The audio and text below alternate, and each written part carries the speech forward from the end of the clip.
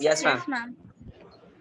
Yes, उत्प्रेक्षा अलंकार आज लिखाना है आप लोगों को। और उसके अलावा एक और कौन सा बच गया? उत्प्रेक्षा और बताइए, कोई बता सकते हैं और कौन सा अलंकार है? अतिशयोक्ति अलंकार। मानवीकरण, मानवीकरण भी तो है। हाँ यस मैम। चलिए लिखिए उत्प्रेक्षा। उत्प्रेक्षा अलंकार उपमेय, उपमेय यानी जिसकी तुलना की जाती है। उपमेय उसी को कहते हैं ना, हमेशा ध्यान रखोगे बच्चों। उपमेय किसे कहते हैं? जिसके बारे में कुछ भी कहा जाए, ठीक है। उपमेय किसे कहेंगे? प्रस्तुत, यानी जिसके बारे में कुछ भी कहा जा रहा है ना, उसको क्या कहेंगे? हाँ, उपमेय। उपमेय। और उपमान जो अप्रस्तुत होता है, जिससे तुलना की जाती है, उसको कहते हैं उपमान। ठीक है, चाहे वो कोई वस्तु हो, फिर चाहे वो कोई व्यक्ति हो, जिससे हम किसी चीज की तुलना करते हैं, उसके गुणों से उसकी समानता करते हैं, है ना, उसको हम कहते हैं उपमान। और जिसकी करते हैं, जिस चीज की या जिस व्यक्ति के बारे में हम बातें करते हैं, उसकी तुलना करते हैं, उसको कहते हैं उपमेय। और जिससे करते हैं उसको कहते हैं उपमान। तो उपमेय जो है वो प्रस्तुत होता है, यानी प्रत्यक्ष होता है हमारे आंखों के सामने। और उपमान आवश्यक नहीं है कि वो हमारी आंखों के सामने हो, हम उसको कल्पना करके, महसूस करके, अनुभव करके उससे उसकी तुलना कर देते हैं।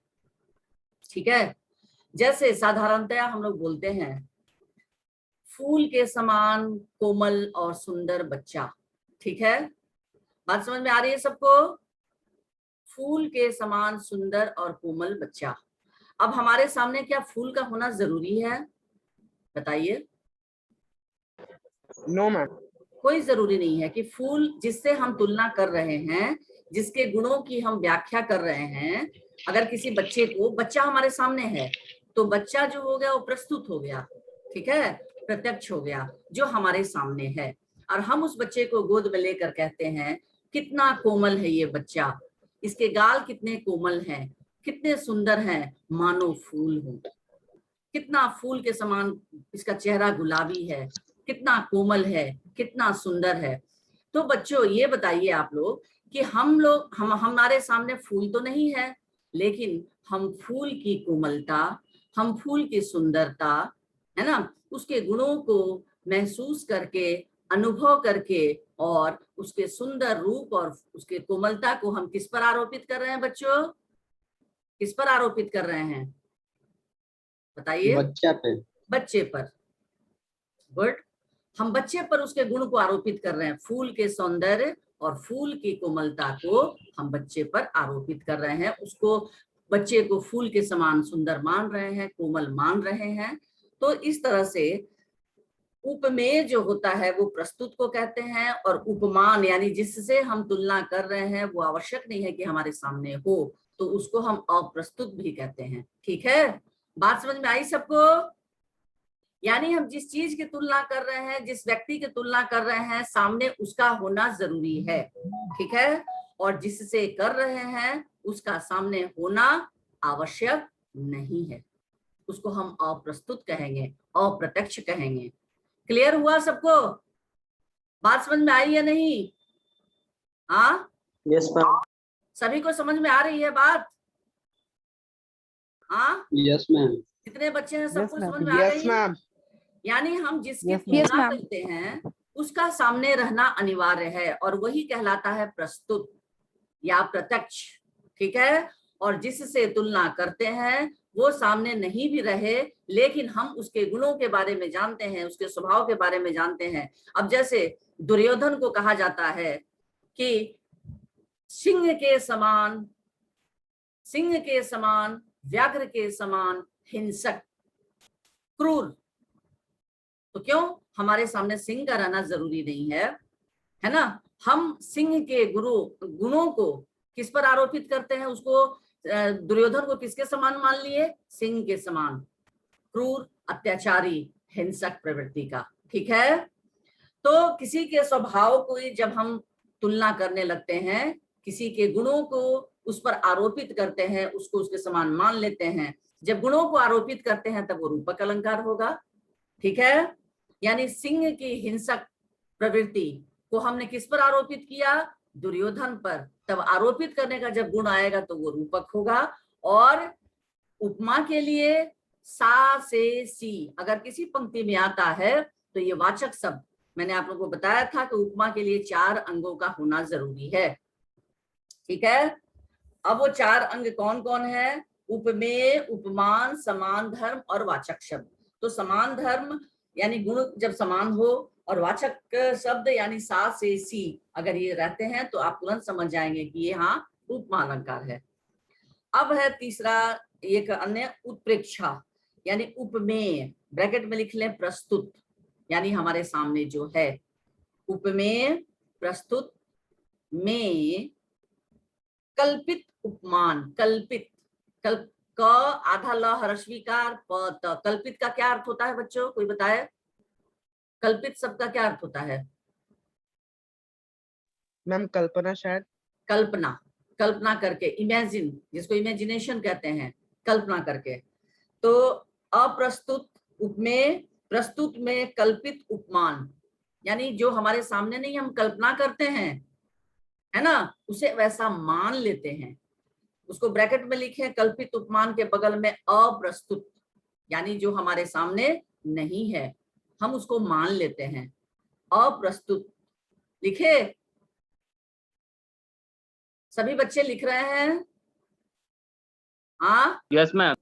हाँ, यस मैम। अप्रस्तुत, ब्रैकेट में अप्रस्तुत की संभावना, अप्रस्तुत की संभावना, स आधा म भ आकार व न आकार ना, संभावना को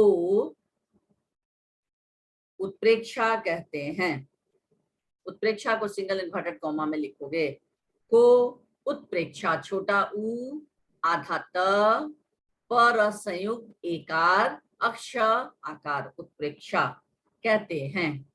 पूर्ण विराम, यहां तक लिखे। Yes ma'am. उत्प्रेक्षा का अर्थ है, कॉमा, पूर्ण विराम के बाद उत्प्रेक्षा का अर्थ है, यानी उत्प्रेक्षा शब्द का मूल शब्द अर्थ क्या हुआ? तो उत्प्रेक्षा का अर्थ है, कॉमा, किसी वस्तु को, उत्प्रेक्षा का अर्थ है किसी वस्तु को संभावित रूप में देखना। उत्प्रेक्षा का अर्थ है, कॉमा, किसी वस्तु को संभावित रूप में देखना। पूर्ण विराम, संभावित रूप में देखना, पूर्ण विराम। संभावित यानी हम संभावना करते हैं, जैसे आज बारिश हो भी सकती है, बारिश नहीं भी हो सकती है, तो इसको हम लोग क्या कहेंगे? संभावना कहेंगे ना। हाँ, हाँ, जैसे हम संभावना प्रकट कर रहे हैं, हो भी सकती है, नहीं भी हो सकती है। ठीक है, पूरी तरह से हम निश्चित तौर से नहीं कुछ कह सकते हैं, यानी अनिश्चितता की जो स्थिति होती है उसको ही कहते हैं संभावना। अब लिखिए, संभावित रूप में देखना, पूर्ण विराम। संभावना, पूर्ण विराम के बाद संभावना, दंत स अनुस्वार भकर भा व ना, अनुस्वार भी दे सकते हो, आधा म भी लिख सकते हो। संभावना संदेह से कुछ ऊपर, यानी संभावना शब्द जो है वो संदेह से कुछ ऊपर, बड़ा ऊपर, ऊपर, यानी संभावना जो है वो क्या होता है? तो संदेह से कुछ ऊपर और निश्चय से कुछ नीचे होती है। संभावना संदेह से कुछ ऊपर और निश्चय से कुछ नीचे होती है, यानी संभावना जो है वो संदेह से ऊपर होती है और निश्चय से कुछ नीचे, यानी निश्चित रूप से नहीं होता है, और निश्चय से कुछ नीचे होती है। पूर्ण विराम। इसमें न तो पूरा संदेह होता है, इसमें न तो पूरा संदेह होता है और न पूरा निश्चय। इसमें न तो पूरा संदेह होता है और न पूरा निश्चय।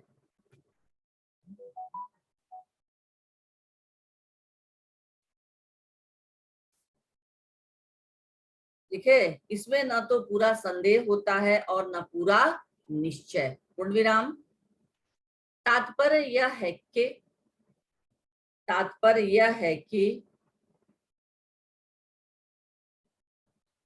तात्पर्य यह है कि उपमेय में उपमेय तात्पर्य यह है कि उपमेय में उपमान को उपमेय में उपमान को प्रबल रूप में प्रबल रूप में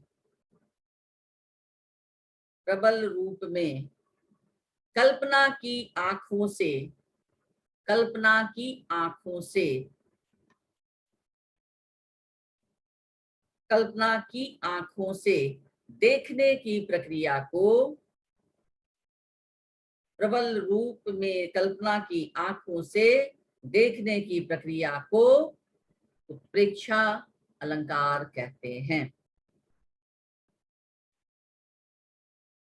तात्पर्य यह है कि उपमेय में उपमान को प्रबल रूप में कल्पना की आंखों से देखने की प्रक्रिया को उत्प्रेक्षा अलंकार कहते हैं।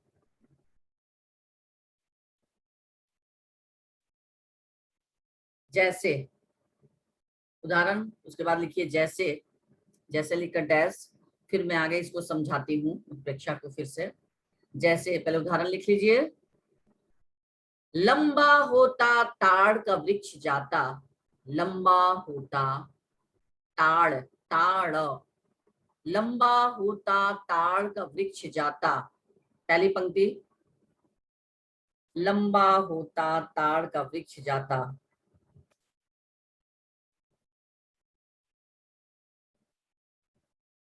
ताड़ का वृक्ष लिखे, लंबा होता ताड़ का वृक्ष जाता। दूसरी पंक्ति में लिखिए, मानो छूना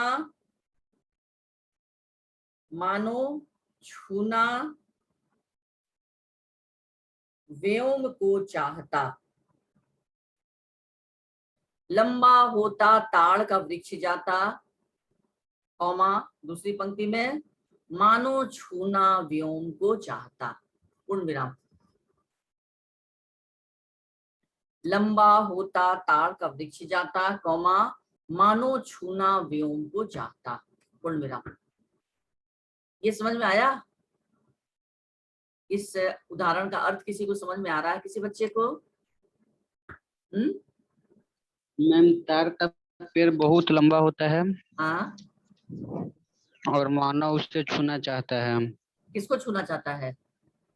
व्योम मतलब उसके सबसे ऊपर में। व्योम का अर्थ होता है आकाश।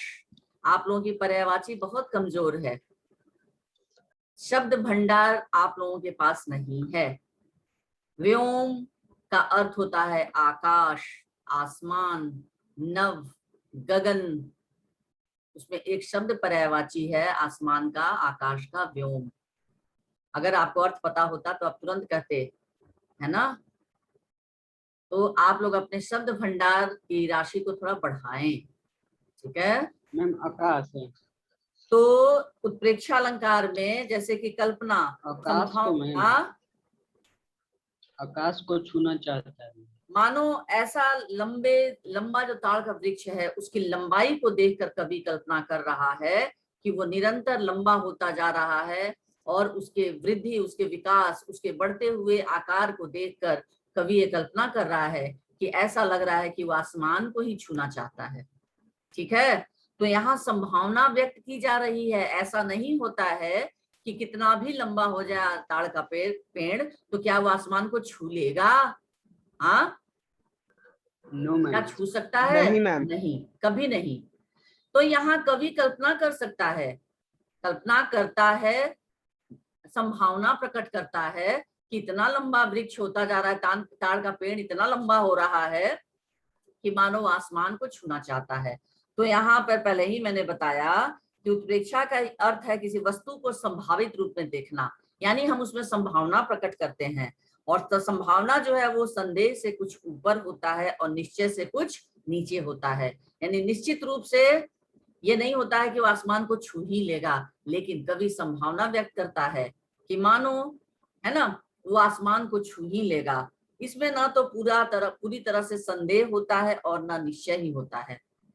यानी लंबा तो हो रहा है ना, तो आसमान में ताड़ का वृक्ष जो लंबा हो रहा है तो इसमें संदेह नहीं है, लेकिन निश्चित रूप से हमें नहीं कह सकते हैं कि वो आसमान को छू ही लेगा। तो तात्पर्य यह है कि उपमेय में उपमान को प्रबल रूप में कल्पना की आंखों से देखने की प्रक्रिया ही, यानी उपमेय, यहाँ उपमेय क्या हो गया, ताड़ का वृक्ष, और उपमान हम उसको क्या दे रहे हैं कि उसकी लंबाई को देखकर कि मानो आसमान को वो छूना चाहता है। तो यहाँ हम कल्पना की आंखों से देखने की जो प्रक्रिया है उसको कहते हैं उत्प्रेक्षा अलंकार। समझ में आ गया बच्चों? हाँ, अब इसका एक और उदाहरण है, जैसे मैं बता दे रही हूँ। हाँ, आकाश मानो अंजन बरसा रहा है, आकाश मानो अंजन बरसा रहा है। यहाँ उत्प्रेक्षा हो गया अंजन। अंजन मतलब क्या होता है बच्चों, बताओ? मैम क्या बोली? काजल। काजल। यहाँ गर्मी, गर्मी से तात्पर्य है अंजन, लग रहा है कि आग का गोला बरसा रहा है। ठीक है, अंजन बरसा रहा है, तो क्या आसमान से गोले बरसते हैं? गोले तो नहीं ना बरसते हैं। हम कल्पना करते हैं कि मानो नो मैम। गोला, आग का गोला बरसा रहा हो। तो ये कवि की कल्पना है, और कल्पना जो है वो कभी यथार्थ नहीं होती। ठीक है, चलिए अब लिखिए नेक्स्ट, अतिशयोक्ति अलंकार। अतिशयोक्ति अलंकार, अति, अतिशय प्लस उक्ति, है ना।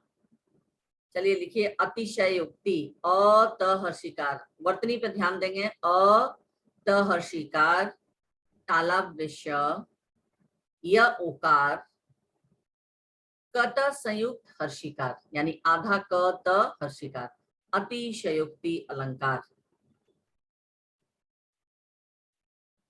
ठीक है, लिखे अतिशयोक्ति अलंकार। अतिशयोक्ति अलंकार लिखिए, अति डैश देकर लिखिए, अतिशयोक्ति शब्द सिंगल इन्वर्टेड कोमा में लिखिएगा।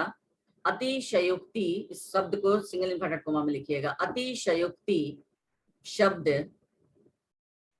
अतिशय, अतहर्षिकति, तालाबशय, अतिशय प्लस उक्ति, अतिशय प्लस उक्ति, छोटा ऊ आधा कत संयुक्त, कत संयुक्त यानी आधा क त हर्षिकार। अतिशयोक्ति शब्द अतिशय प्लस उक्ति शब्दों को मिलाकर बना है। अतिशय प्लस उक्ति शब्दों को मिलाकर बना है। पूर्ण विराम।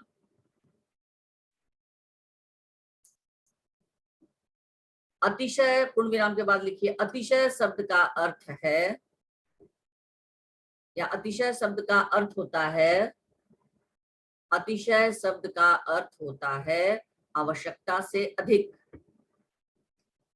अतिशय शब्द का अर्थ होता है आवश्यकता से अधिक। और उक्ति, उक्ति सिंगल इन्वर्टेड कोमा में लिखोगे उक्ति, उक्ति शब्द का अर्थ होता है कथन। उक्ति शब्द का अर्थ होता है कथन। पूर्ण विराम।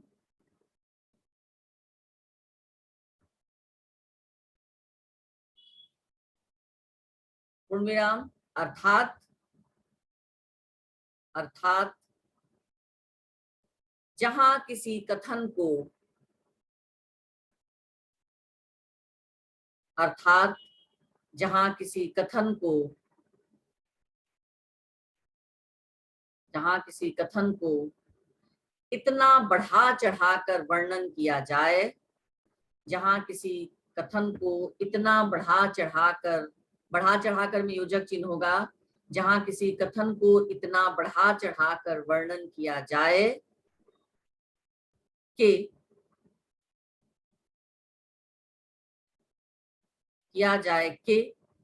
सीमा या मर्यादा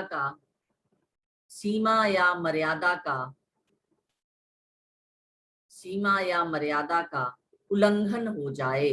उल्लंघन छोटा ऊ, लल संयुक्त यानी आधा ल फिर पूरा ल अनुस्वार घ न, उल्लंघन। सीमा या मर्यादा का उल्लंघन हो जाए, कौमा, वहां अतिशयोक्ति अलंकार होता है। अतिशयोक्ति अलंकार को सिंगल इन्वर्टेड कॉमा में लिखोगे, वहां अतिशयोक्ति अलंकार होता है।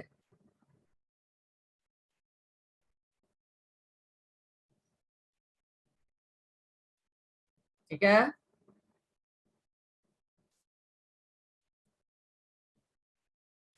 इसका उदाहरण यानी किसी कथन को बढ़ा चढ़ाकर इतना अधिक वर्णन किया जाए जहां पर मर्यादा या सीमा का उल्लंघन हो जाए, यानी इतना भी अधिक किसी कथन को बढ़ा चढ़ाकर नहीं वर्णन किया जाना चाहिए कि वहां सच्चाई जो है बिल्कुल समाप्त हो जाए। ठीक है, वहां अतिशयोक्ति अलंकार होता है। दूसरे शब्दों में उपमेय को उपमान जहां बिल्कुल ग्रस ले, यानी जिसकी तुलना कर रहे हैं वो बिल्कुल, जिससे उपमान हम देख कर रहे हैं वो बिल्कुल हजम होने लायक न हो, वहां अतिशयोक्ति अलंकार होता है। यानी किसी कथन को इतना बढ़ा चढ़ाकर अगर वर्णन किया जाए वहां अतिशयोक्ति अलंकार होता है। तो इसका कोई उदाहरण याद है आप लोगों को? बताइए। यस मैम, याद है। क्या है, बोलो। सारी लंका जरी गए निशाचर भाग।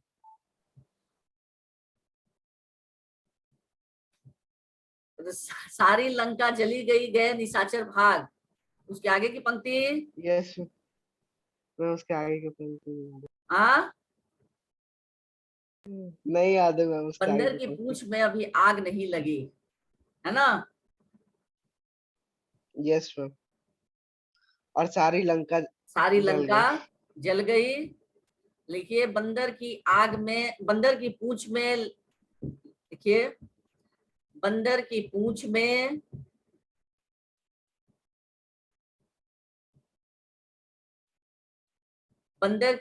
में अभी आग नहीं लगी। बंदर की पूंछ में अभी आग नहीं लगी और सारी लंका जलकर भस्म हो गई।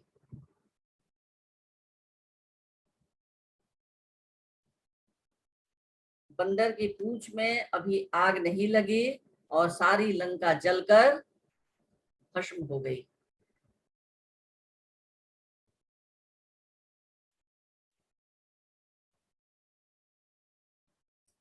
यहां अतिशयोक्ति अलंकार है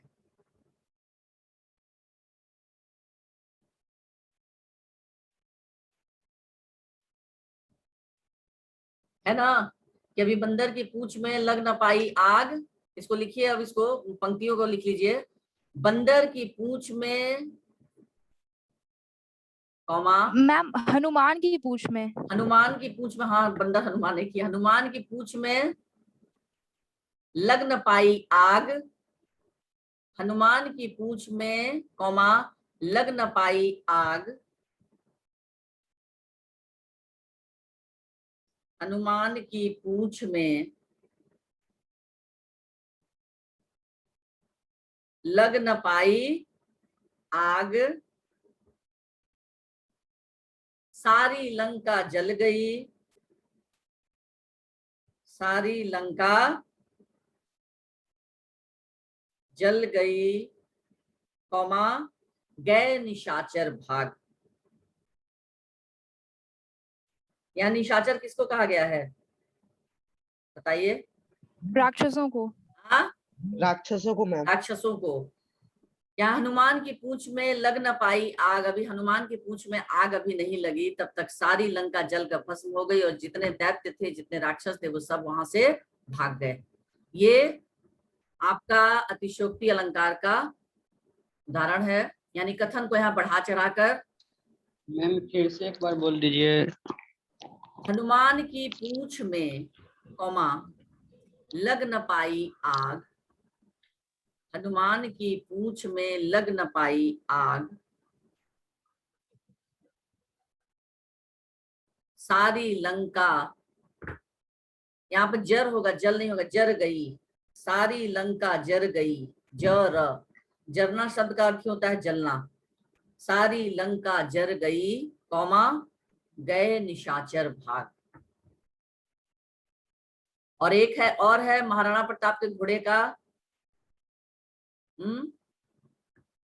यस मैम, याद है, बोले। बोलो। आगे नदियां पड़ी अपार, घोड़ा कैसे उतरे पार, रावण ने सोचा इस पार, तब तक था चेतक उस पार। चेतक था उस पार। महाराणा प्रताप के घोड़े का क्या नाम था? चेतक। चेतक में। अभी महाराणा प्रताप सोच ही रहे थे कि नदी को कैसे पार किया जाए, तब तक चेतक, अभी महाराणा प्रताप सोच रहे थे, चेतक उस पार पहुंच गया। ठीक है। आगे नदियां पड़ी अपार, इसको भी लिख लो, दूसरा दोहा। आगे नदियां, द हर्षिकार होगा, आगे नदियां पड़ी अपार,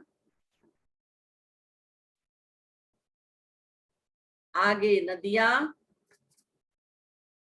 परी, पड़ी नहीं होगा, परी, परी अपार,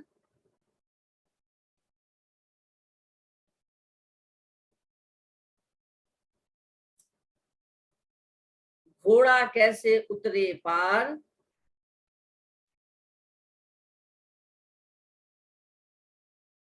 घोड़ा कैसे उतरे पार। पहली पंक्ति, आगे नदियां परी अपार, घोड़ा कैसे उतरे पार। दूसरी पंक्ति में लिखिए, राणा ने सोचा, राणा ने सोचा, कौमा तब तक चेतक था उस पार, तब तक चेतक था उस पार।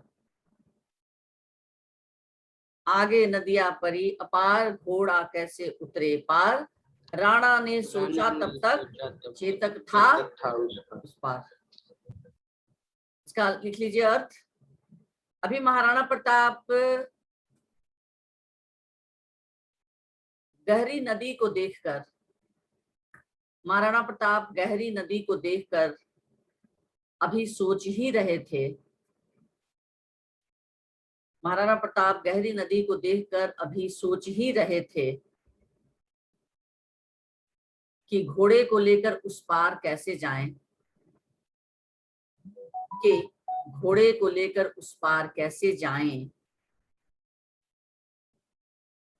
प्रश्नवाचक चिन्ह, कैसे जाएं। अभी वो सोच ही रहे थे कि उनका घोड़ा चेतक उस पार पहुंच गया। अभी वो सोच ही रहे थे कि उनका घोड़ा चेतक उस पार, उनका घोड़ा चेतक उस पार पहुंच गया। ठीक है।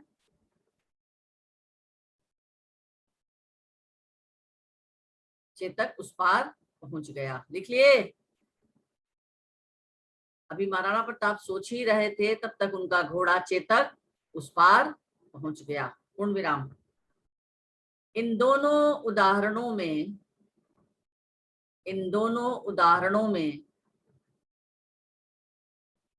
कथन को बढ़ा चढ़ाकर, इन दोनों उदाहरणों में कथन को बढ़ा चढ़ाकर वर्णित किया गया है।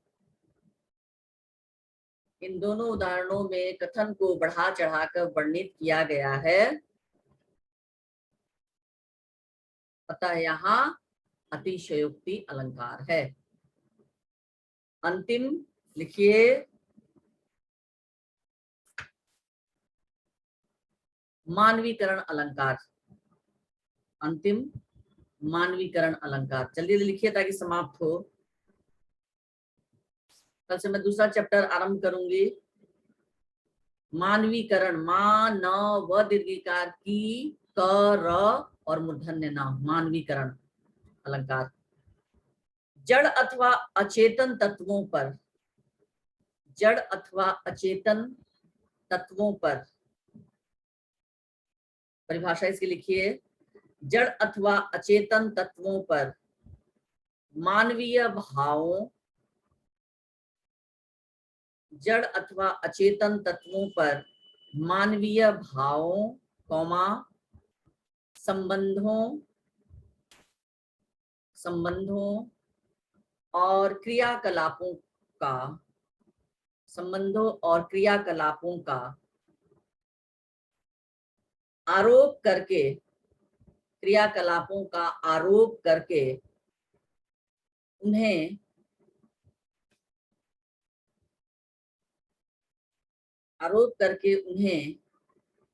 जब मनुष्य के समान,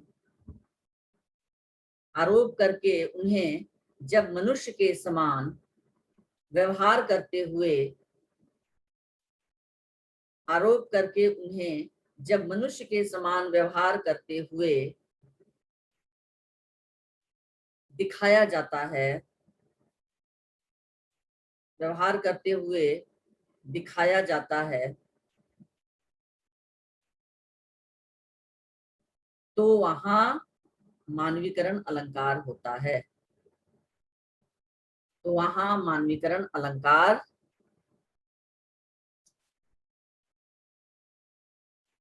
तो वहां मानवीकरण अलंकार होता है। ठीक है, लिखे सब लोग? हाँ, यस मैम। Yes ma'am. जड़ अथवा अचेतन तत्वों पर मानवीय भावों, संबंधों और क्रियाकलापों का आरोप करके उन्हें जब मनुष्य के समान व्यवहार करते हुए दिखाया जाता है, तो वहां मानवीकरण अलंकार होता है। जैसे अब मान लीजिए पत्ते जो हैं, पेड़ के पत्ते जो है वो हवा बहने से सरसर सरसर की आवाज हो रही है, होती है, तो वहां कवि जो है कल्पना करता है कि मानो कोई अपने दोनों हथेलियों को पकड़कर ऐसे ताली बजा रहा है, यानी पेड़ों की जो खड़खड़ाहट की आवाज है, तो उसको कवि ये कल्पना करता है कि मानो कोई मनुष्य जो है वो खड़खड़ ताली बजा रहा है हाथ से, तो ये कल्पना कर रहा है, यानी पेड़ों के पत्तों की सरसराहट को कवि कल्पना कर रहा है कि मानो जिस तरह से मनुष्य हाथ से ताली से बजाते हैं, वैसे पेड़ जो है वो ताली बजा रहे हैं। उसके बाद है, उदाहरण है, मैं बता रही हूं, लिखिए उदाहरण, मेघ में आसमान से उतर रही, मेघ में आसमान से उतर रही, पहली पंक्ति लिखिए, मेघ में आसमान से उतर रही। दूसरी पंक्ति, संध्या सुंदरी, संध्या सुंदरी में योजक चिन्ह होगा, संध्या सुंदरी परीसी, परीसी में भी योजक चिन्ह, संध्या सुंदरी परीसी, कौमा धीरे धीरे धीरे, यानी पहले धीरे के बाद योजक चिन्ह, फिर धीरे, फिर योजक चिन्ह, फिर धीरे, यानी 3 बार धीरे लिखेंगे और बीच में 2 बार योजक चिन्ह देंगे। मेघ में आसमान से उतर रही, पहली पंक्ति, दूसरी पंक्ति, संध्या सुंदरी परीसी, कौमा धीरे धीरे धीरे, पूर्ण विराम। अब नीचे लिखिए, यहाँ संध्या को कवि ने, इसका कैसे मानवीकरण किया है, यानी एक मानव के समान, एक स्त्री के समान कैसे क्रियाकलाप करते हुए कवि ने यहाँ चित्रित किया है, उसका वर्णन। यहाँ संध्या को कवि ने एक सुंदर परी के समान चित्रित किया है। यहाँ संध्या को कवि ने एक सुंदर परी के समान चित्रित किया है, पूर्ण विराम, जो मेघ से भरे हुए आसमान से धरती पर धीरे धीरे उतर रही है, जो मेघ से भरे हुए आसमान से धीरे धीरे धरती पर उतर रही है। यहाँ संध्या को कवि ने एक सुंदर परी के समान चित्रित किया है, जो मेघ से भरे हुए आसमान से धरती पर धीरे धीरे उतर रही है। यानी यहाँ संध्या को सुंदरी के समान कवि चित्रित किया है, जो आसमान से जमीन पर धीरे धीरे उतर रही है। यानी ऐसा लग रहा है कोई नवयौवना, कोई सुंदर स्त्री जो है वो आसमान से नीचे की ओर, पृथ्वी की ओर धीरे धीरे उतर रही है। यहाँ कवि ने कल्पना किया है संध्या शाम का वातावरण का कवि ने कल्पना किया है एक सुंदरी से। बात आ रही समझ में? तो यहाँ मानवीकरण अलंकार का प्रयोग है, यानी प्रकृति को जब कवि मानव के समान क्रियाकलाप करते हुए जब चित्रित करता है, वहां मानवीकरण अलंकार होता है। समझ में आया सबको? हाँ, यस मैम। समझ में आ गया? दूसरा ऐसे सुन लीजिए ध्यान से, इसको लिखने की जरूरत नहीं है। कलियां दरवाजे खोल खोल जब झुरमुट में मुस्काती हैं। यहाँ कलियां क्या होता है? अधखिला होता है ना। कलियां जो है वो पूरा फूल तो नहीं ना होती हैं, कलियां जो है अधखिली होती हैं। तो जब कलियां धीरे धीरे खिलती हैं तो कवि उनको देखकर क्या कल्पना कर रहा है कि मानो वो पेड़ों के पत्तों में, झुरमुट में, पेड़ों के जो पत्ते हैं उसके अंदर वो झांक रही है। क्या चीज को? लग रहा है कि दरवाजा खोलकर, जैसे कोई छोटा सा शिशु, छोटा सा बच्चा बाहर की ओर झांकता है खिड़की खोलकर या दरवाजा खोलकर। उसी तरह कलियों की कल्पना कवि ने किस चीज से किया है? एक छोटे शिशु या छोटे से बच्चे से। मानो ऐसा लग रहा है कि वो दरवाजा या खिड़की खोलकर बाहर की ओर झांक रहा है, क्योंकि कलियां जो हैं वो भी बंद रहती हैं, है ना, पूरी तरह से फूल के समान खिली नहीं रहती हैं। तो उनको देखकर कवि ये कल्पना कर रहा है कि मानो वो झांकते हुए, जैसे छोटा सा बच्चा दरवाजा और खिड़की खोलकर मुस्कुराते हुए बाहर झांकता है, उसी तरह ये कलियों के बारे में भी कवि ये चित्रित करता है कि मानो